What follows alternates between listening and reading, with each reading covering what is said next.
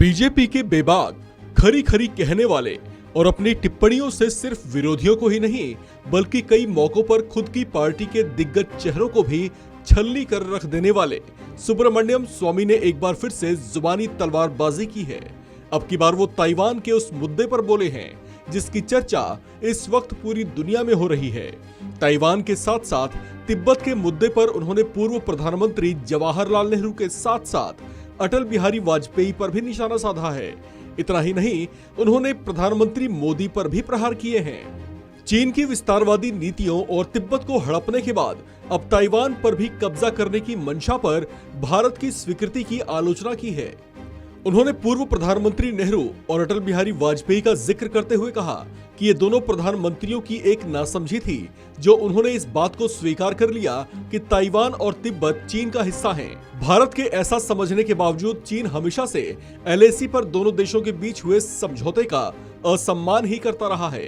प्रधानमंत्री मोदी के एक बयान का जिक्र करते हुए उन्होंने कहा कि एक ओर भारत ने तिब्बत और ताइवान को चीन का हिस्सा मान लिया तो वहीं दूसरी ओर उसी चीन ने अक्साई चीन में भारत के बड़े हिस्से पर कब्जा कर लिया, जबकि लद्दाख के कुछ हिस्सों में वो कब्जा जमा रहा है।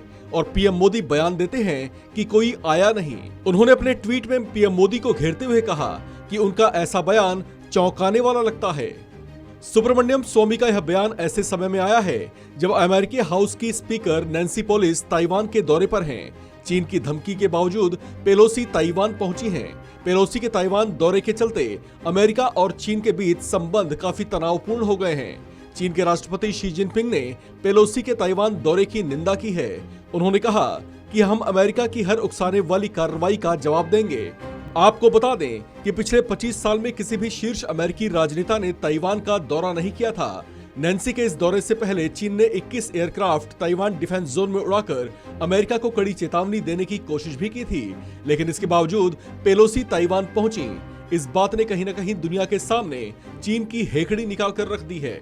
गौरतलब है कि सीमा पर भारत के साथ भी चीन के संबंधों में हमेशा से तल्खियां रही हैं। उसकी विस्तारवादी नीतियों पर अब भारत भी मजबूती से सामना कर रहा है। एलएसी पर दोनों देशों के बीच तनातनी को लेकर अब तक कुल 16 दौर की सैन्य स्तरीय बैठकें हो चुकी हैं, लेकिन इसके बावजूद इसे लेकर कोई स्थायी हल नहीं निकल पाया।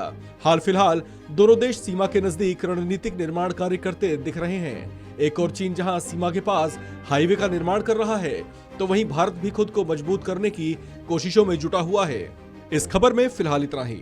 बाकी अपडेट्स के लिए बने रहिए वन इंडिया हिंदी के साथ।